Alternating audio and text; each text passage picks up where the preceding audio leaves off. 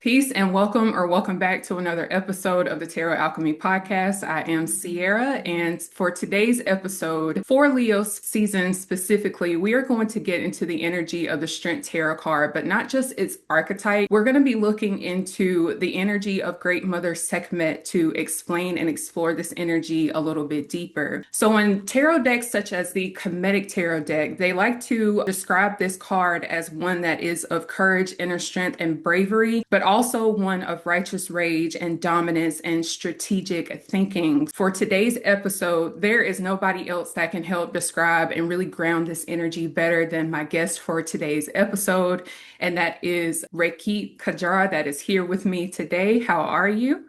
Greetings. I am thankful, very thankful to be here, and I'm feeling pretty good. Sounds Yes. good. Before we get into anything, for people who are new to you and don't know anything about you, can you describe to us your spiritual background and how you got into Kemetic spirituality? Yeah, absolutely. I am Rekhit Kajara Nebthet. I'm the founder of the Rasekhi Arts Temple, and my spiritual background started, of course, in childhood, as it did for most of us. I was going to the Baptist church with my grandmother, and I went to the Jehovah Witness sessions with one of my babysitters. So at a very young age, I learned that there were different paths to the Most High because both said that they were right and that everybody else was wrong. And I knew that meant somebody was wrong. Somebody had to be wrong. So, it just put me on a quest to go deeper into spirituality. And I did end up practicing the Hebrew Israelite path. I did some time with the Rastafarian path. I also had some time with the Buddhist path, the Akan path, the Yoruba path. Um, I walked many paths. I did a little time as a Muslim when I was younger. And so all of those different walks help me to see the similarities, help me to realize that oftentimes these traditions have been used to divide people. And really, they all teach the same thing. So that really carried me to the Kemetic culture, which really is the base of all spiritual systems. All the spiritual systems have taken something from ancient Kemet and built upon it. So I just, gravitated to that, which was first. And, even as a child, I always remember being fascinated with the pyramids, with the symbols and the queens. When you would see the pictures of the pharaohs, I would just be like, oh. So I feel like I just have an ancient soul, and that took me to understand all the paths in between and going, back to where we started, which is that Nile Valley civilization. Makes sense. And it seems like even though you've explored a lot of different paths, it was something about the imagery, the environment, the atmosphere of ancient Kemet that really stuck with you. Is that what inspired you to make your business, Rasekhi Healing? Actually, when Queen Afua put the Sacred Woman book out, that was the year 2000, and I got the book and I just started working with it. And I already had, been studying, reading prior to that about Kemetic history, but that really opened me up spiritually because as a woman, all the other books were really limited when it came to understanding our spirituality, our side of the story, our goddesses and our, how we work with our energy. And so I started doing the work. I started a sister circle and it grew and we were doing so many things. I met Queen Afua. And that's when I would say I really got connected to Sekhmet. I really began to understand her energy and how I was a part of her. Mhm. I'm laughing, but that's the reality. I remember sitting in a meeting, the Sacred Women meeting with some of the priestesses, and when we talked about Sekhmet, and they were saying, Sekhmet deals with the crystals, with the healing. I already had a pile of crystals. I already had been studying herbs, and in fact, that particular day, I had put these earrings on that were like a shape of a pendulum. I had never wore the earrings before, but something told me, put these on today. So I put them on, and then they started talking about the pendulum, and I was like, something, it's something else going on here. And so, everybody who's on a spiritual journey knows it's those types of occurrences that happen that really open us up, and we realize that we are connected. And so, yeah.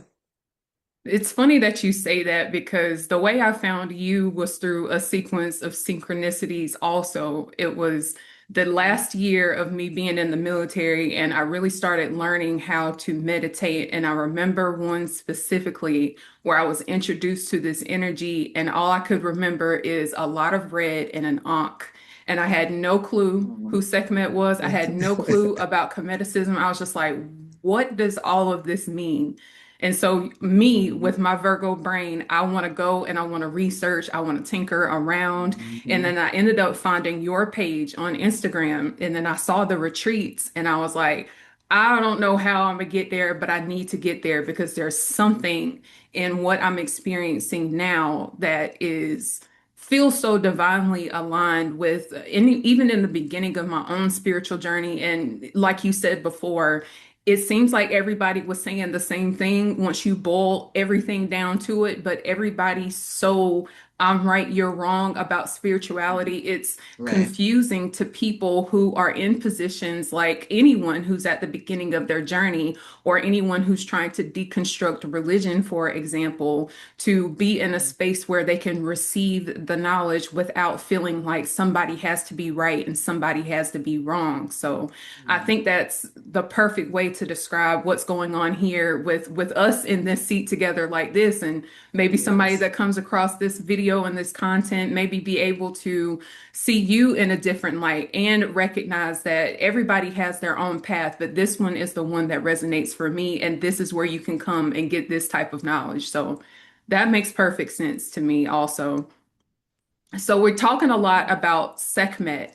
Who is she? Sekhmet is, we call her the Netret, which is the Meduneter word for goddess, but she is the energy, the force of power. Her name means she is powerful. The word Sekhem means power. So she is the power that we have within us, our life force energy is represented by Sekhmet. And so it moves through our breath, it moves through our blood. For women, it moves through the menstrual cycle as well. It moves through our immune system. So she is represented as a lioness, and so a warrior, a fighter, a fierce protector, protectress, I would say. And that's why, in our bodies, she works through our immune system. She works to keep us alive, to keep our life force strong, right? And so Sekhmet is just a very ancient, powerful force to work with and to understand. Because in ancient Kemet, we saw these forces outside of us. So she's a fire goddess. Okay. She always has a big sun disk on her head because she's associated with the sun. She's the daughter of Ra. And, the fierce protective warrior type energy, as well as a nurturer. She is also a healer. She is the mother of Imhotep, the mother of medicine, we would say. And so she helps us to understand because there's life force energy in all things natural. So we can use all things natural to help us to heal and to help us to keep our life force energy powerful, strong, and vital. Mm-hmm. So yeah. That's interesting that you describe her that way because that's how she is. But also, whenever I've come across content about Sekhmet, it was always as an energy that's not a part of me. And I didn't feel like whenever I Mm, meditate on that type of energy and frequency, it doesn't, I feel it here. Her energy is very warm. She's very yes. inviting, but oftentimes, whenever you see her depicted in different tarot decks or in ancient texts, it's always her in her rage. And with you specifically and what you do in Rasekhi healing, it invites you to understand what that rage really means to us and why it's such a sacred thing to experience and not necessarily something to run away from. And so, like, that's very grounding also because, and another reason why I'm really interested in Cometicism is because whenever I was looking into these deities, I could see myself reflected back in it. It wasn't necessarily just this energy that's on a throne that I throw a lot of offerings at in hopes of Right. receiving something from, but it starts internally. And so recognizing that Sekhmet is that life force that exists within all of us helps to see her in a different type of light. I love that. Yes, yes. And of course, you mentioned the rage because the life force energy, it is associated with our passion. It sits in that solar plexus region. So it can become very rageful, fiery, hot, you know. And so that is something that she does teach us to learn how to control our anger, to learn how to use it, when we need to, but to keep it, in control when we Hmm. don't need it. Um, so when we work with Sekhmet, most of the time, like you said, it's a warming feeling that she gives us, so she can make you fiery, her energy. And we have to learn how to balance that out. She does work with my aunt. She is enforcer for my aunt. So she does remind us to, don't let that fire take over. You have to have balance with it. Got to have that water energy. You got to have the earth. All of the elements, have to be in balance. But yeah, Sekhmet would definitely teach you about managing the fire within. Do you see any parallels between Sekhmet's energy and that of the Black woman and how she's often depicted?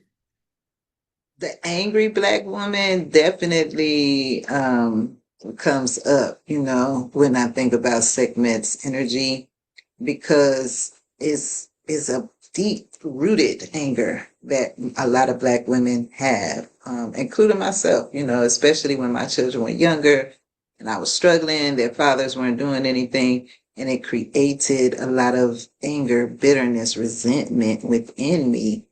And, anybody could get that at any time, just because it's there, not because it's that person's fault, but because, that's what we tend to hold. And until we understand how to process and even channel that anger, um, it could be rough. You know what I mean? So, and that angry black woman frequency is a part of that. It's because it's passion, it's anger because it's something is not being justified. There's no justice. The anger is usually because something is not fair. There's usually because there's an extra weight, extra burden. You know what I mean? It's not misplaced anger. It's not coming from nothing. It's coming from years of doing things. Some women get child support, some women don't. And so you don't get child support, you got to take care of children by yourself. That creates anger. And if someone says the wrong thing, it's a trigger that will trigger Oh, yeah. all of that anger to be projected, because it's just sitting there not being dealt with. And so that is why the healing is so important, because it's not just women now, it's men also who are holding a lot of anger and emotions and acting out violently because of it. Men tend to be a little bit more aggressive, but I hear women are becoming aggressive too. And we just really, really, really have to have more conversations about how to deal with our anger, because it's ours. If I'm angry, I can't make everybody else mad because I feel that way. I have to deal with my situation. Why am I angry? What can I do to change it? If it's nothing I can do, then I need to relax and let it go. If it's something I can do, if it's a solution to the anger, it don't make no sense to be angry. Just proceed with the solution. You get a flat tire, no need to go fussing and cussing. Go get a tire. That's what you need, right? And those are ways that we need to learn, so that we're able to process that anger, because it can be power. We can use that anger to create things because it's passionate. The Haitian Revolution, they used their anger to get free. They used it along with their spiritual knowledge and understanding, connecting with the elemental forces, and their will and determination, and imagine being a slave, the anger that you would have. So, hey, it's not always bad, but it is meant to be understood and used or resolved and released, because we can't live with anger. It'll tear you up on the inside. It becomes a sickness when it's not controlled. Right. And so what I find that Sekhmet teaches for people who really study her energy outside of anything else, it teaches that our anger and our rage has a place. And sometimes I'll use myself for an example. It felt wrong. It felt wrong to be angry. It felt wrong to be filled with rage. So I suppress it. And then I start stuffing it with toxic positivity and trying to will and wish my way out of it. No, but I'm angry and I have a reason to be angry. I'm filled with rage for this reason. I have a right to that. And so when we talk about things like the Haitian Revolution, that's not something that could have been done from a gentle hand.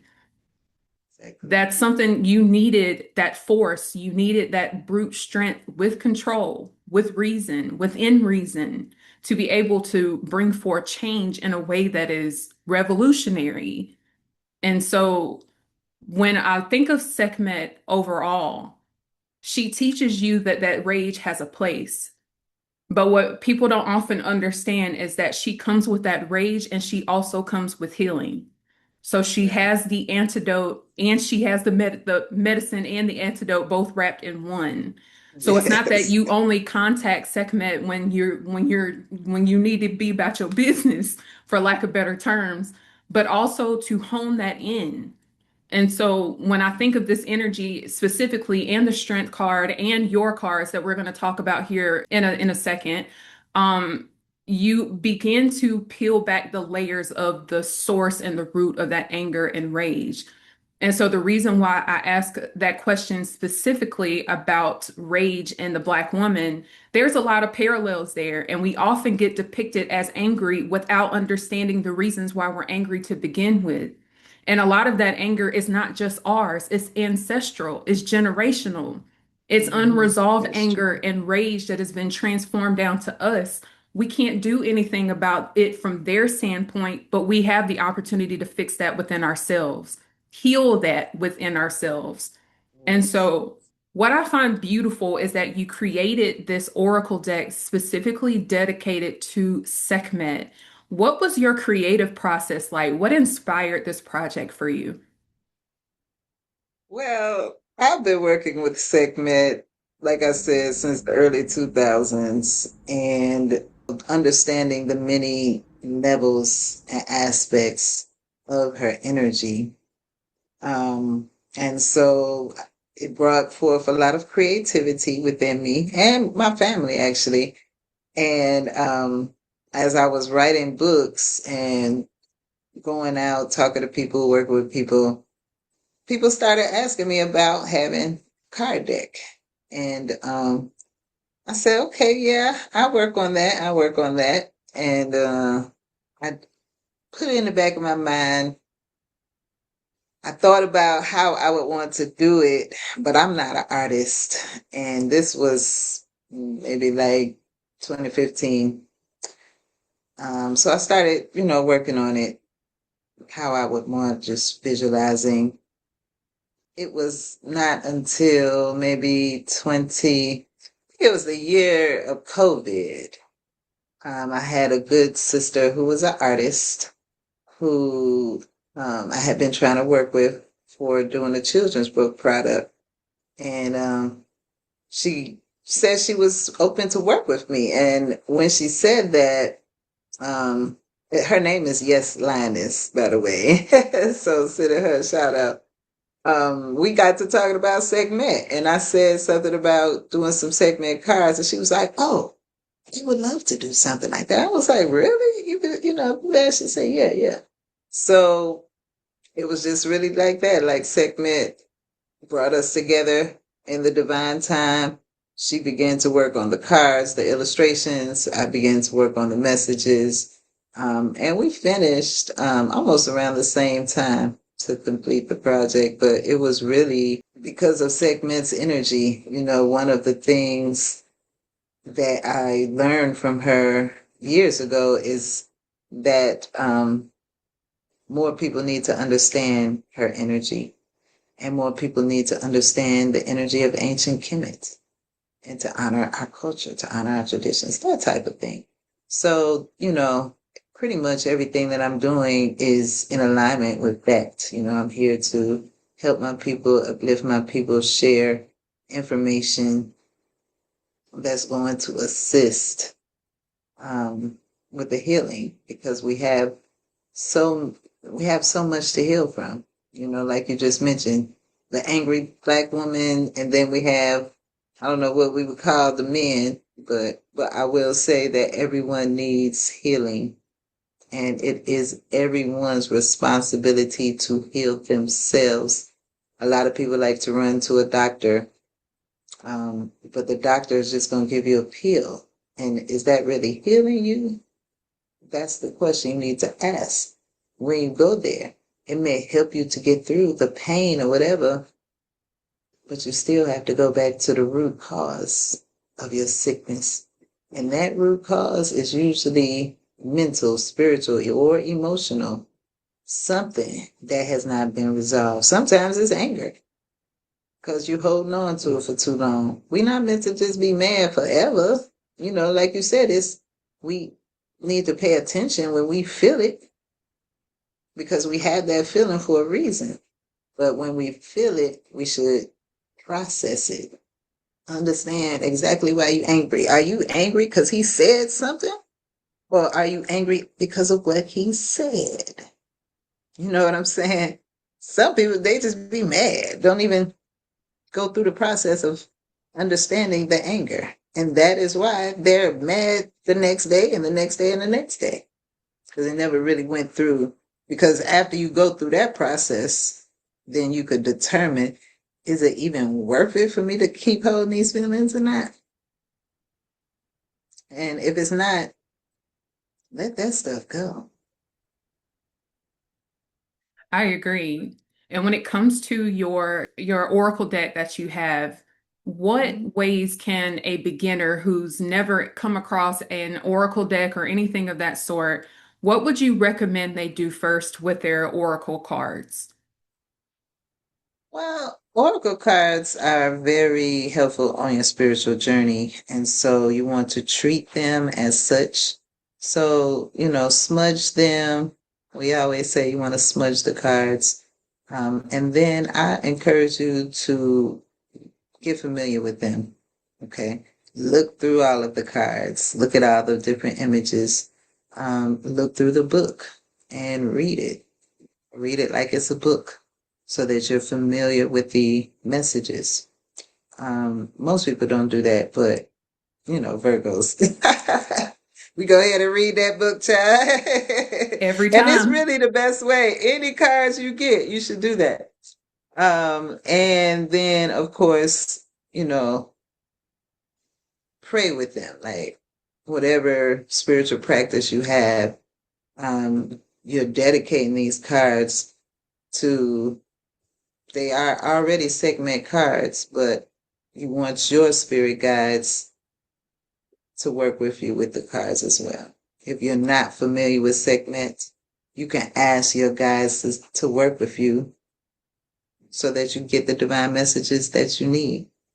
And that's just a prayer, intentions, the activation with the words. And once you do that and you feel good about it, then you go ahead and start doing readings for yourself. Read for yourself every day. That's really also another great way to get connected with your cards, to understand them, because you'll get the meanings and messages from the images, from the book, but also from your own intuition.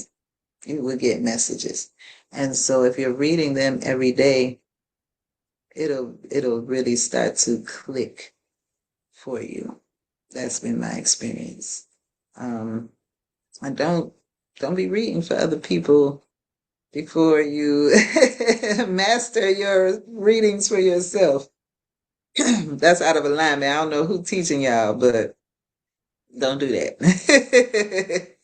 Most of us had teachers. We ain't just pick up cards and start reading, because there's rules to everything. And if you don't know them, um, you still are bound by some of those rules because they're universal rules. And it's like, you should know. Why are you doing this if you don't know the rules to the game?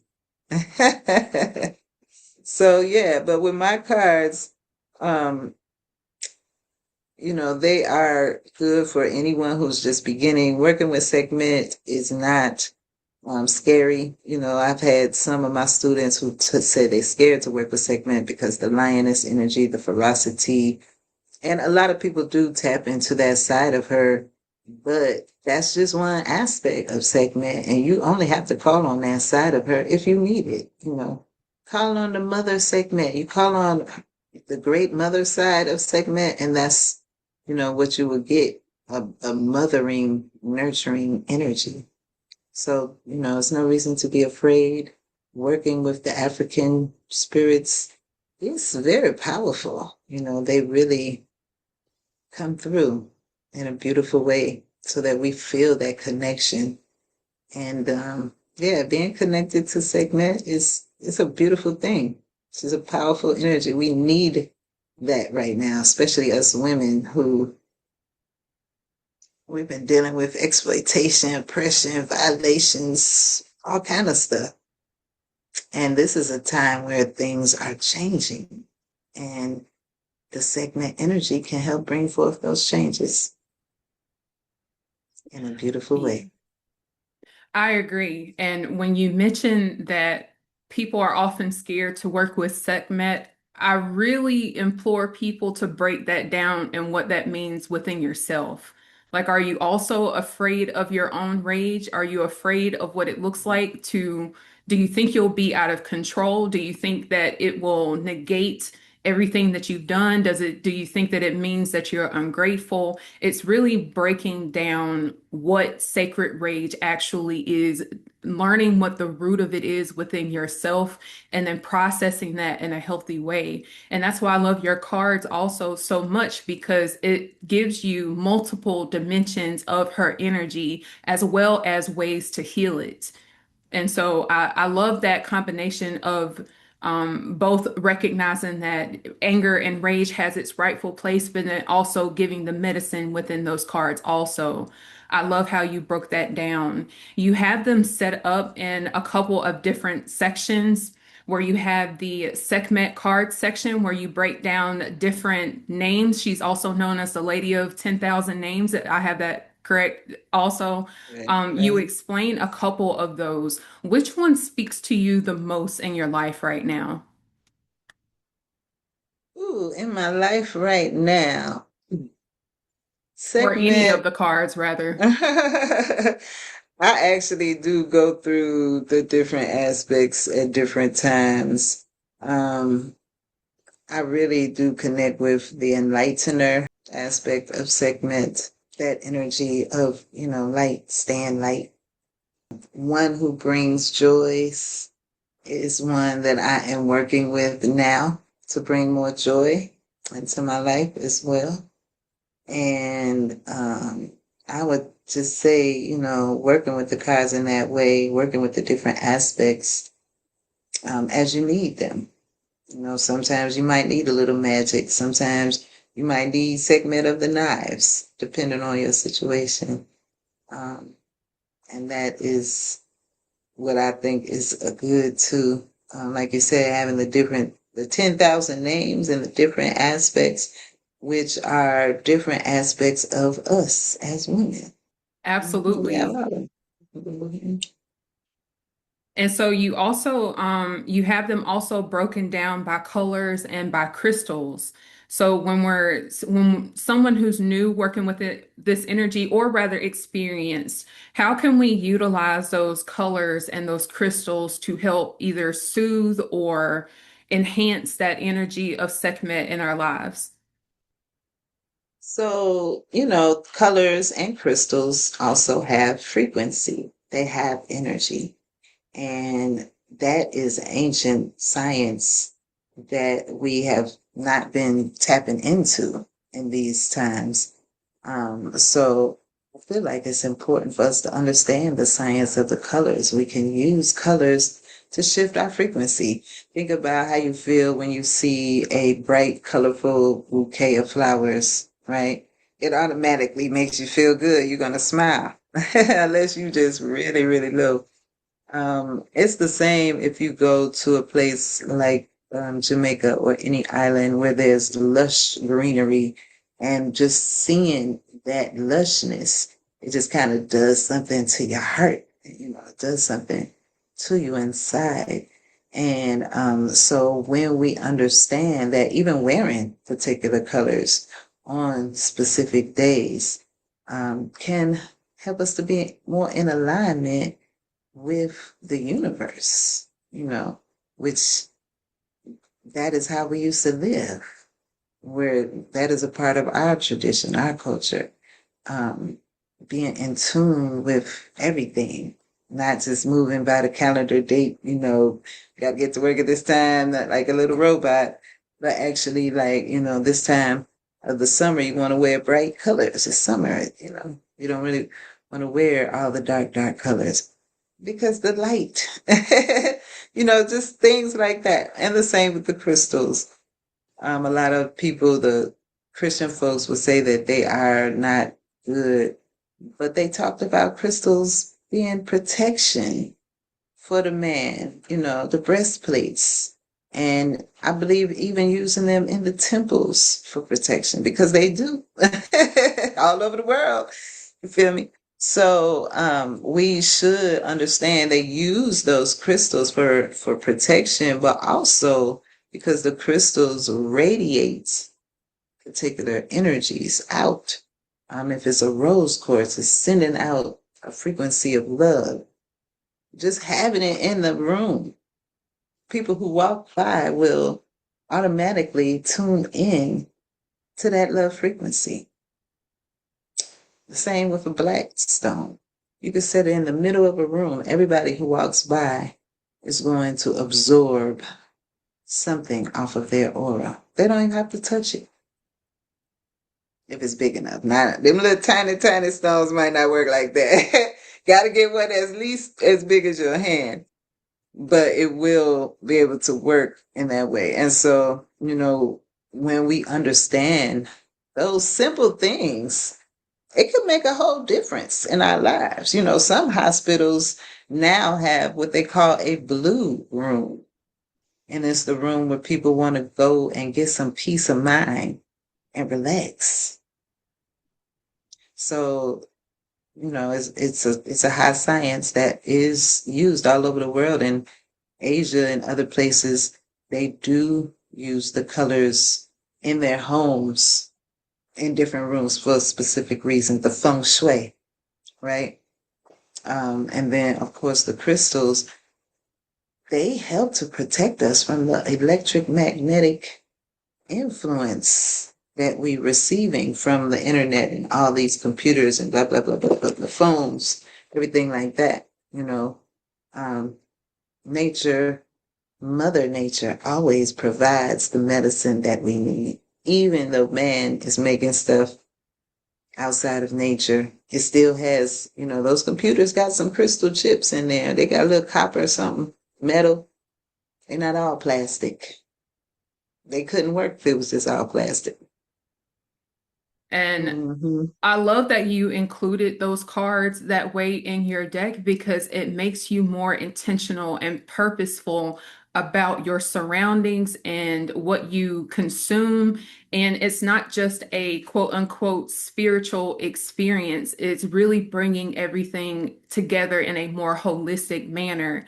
So like if somebody has some troubles with their anger and they need to cool down, maybe it's amethyst or maybe it's the color blue or purple that we start incorporating not only in our clothing and in the crystals, but also in the foods. That's something else that you teach in your business as well. It's a more well-rounded way to heal and not just look at it from one dimension, and being able to use our allies, especially nature, to assist us in this process, because sometimes our healing journeys can feel so lonely and isolated.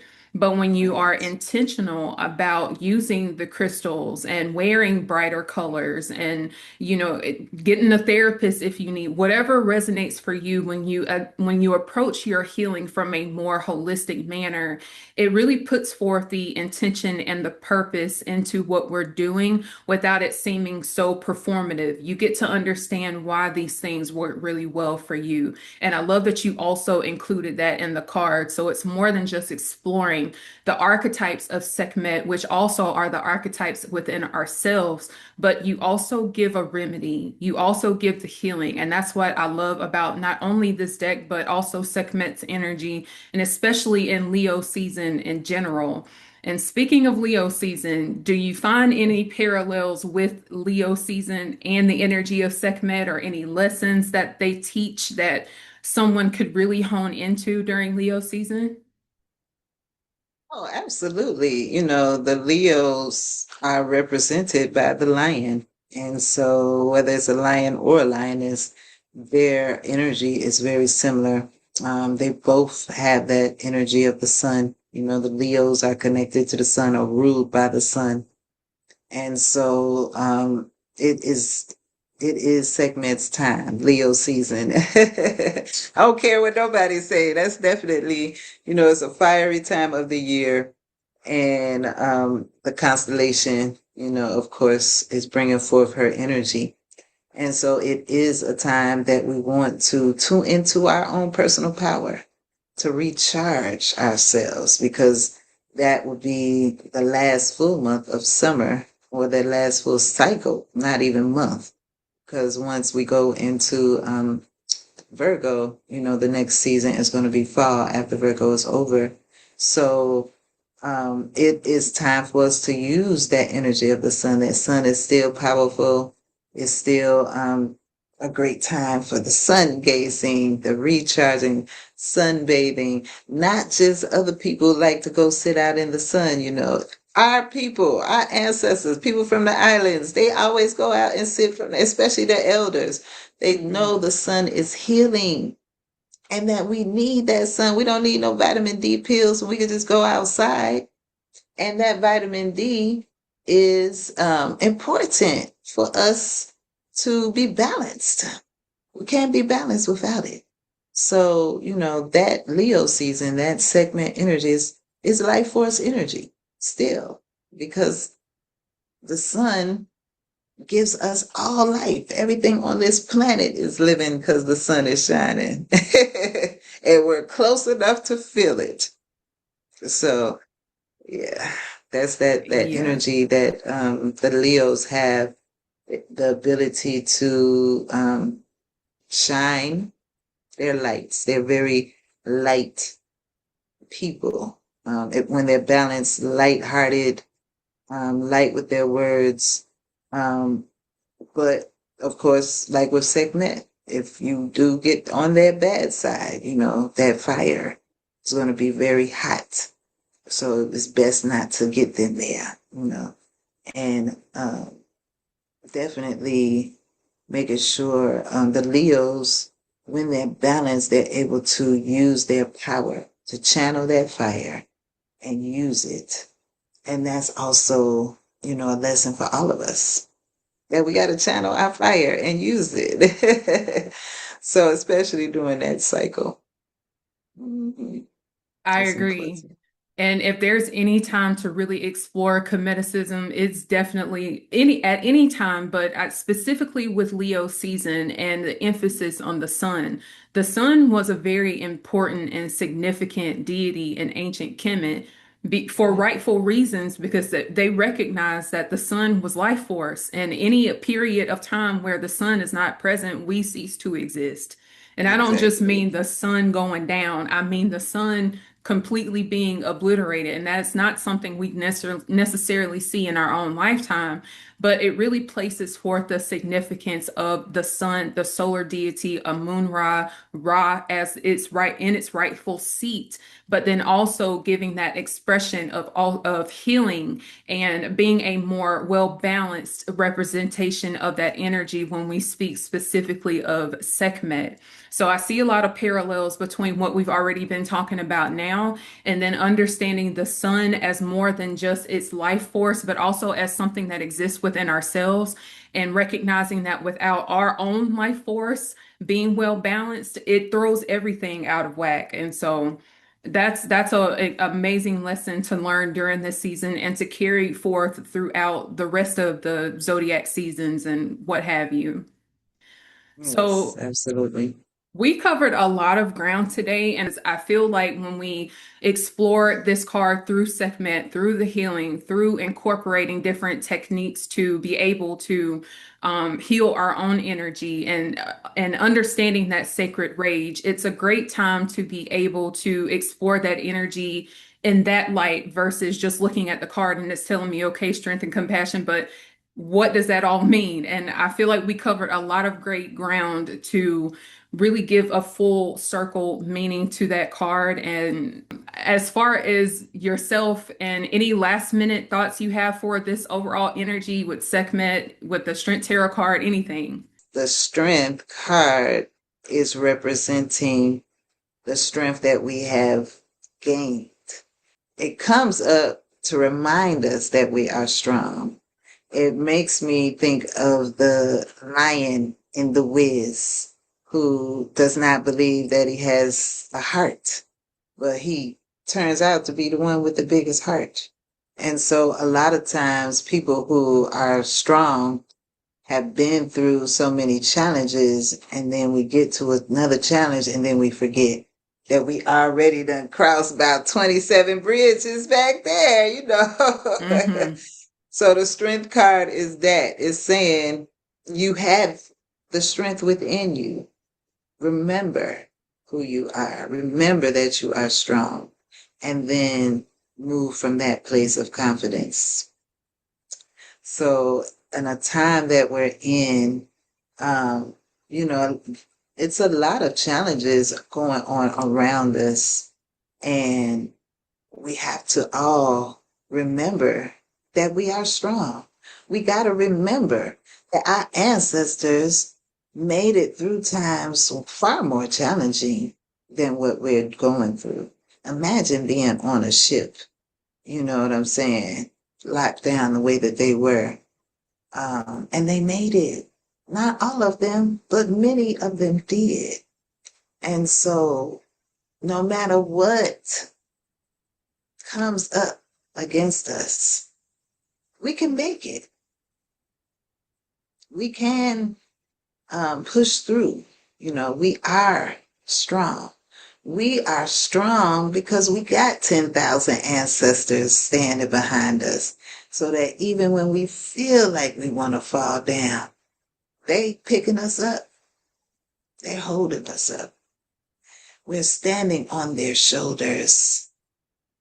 We're not alone in this. We just have to remember who we are and remember that we are strong. We already crossed 27 bridges back there. This is just another bridge to cross. And we all know that life has its ups and downs, cycles. It's like this the whole time. Sometimes you're down, sometimes you're up. That's just how life is. So once you understand that and you tune into spirit, you just ride the wave, baby. Just ride it out. Listen to your intuition. Tune into your guides. Be true to yourself, first and foremost. No need to continue people pleasing and all of the things that we had to do in the past to keep our jobs and stay in marriages that did not suit us. We don't have to do those things anymore, especially women, especially. It's time for you to stand up, speak up, get yourself into the position that you deserve to be in. Place where they value you, place where they honor you, place where you be loved. And if it's not that, it's not for you, baby. Somebody need to hear that. I don't know whose ancestor, but oof. Hey, I'll take it. I'll take it. It's a very well-rounded way of looking at strength beyond brute force, beyond just being hard and brash and in anything that's very aggressive. There's strength in knowing when to pull back, when to lean up, when you need to heal, when you need to release some of that stuff out of you. It's so much more than just leading with an iron fist. It's learning how to lean into softness and seating it in its rightful place as a way that we can also heal.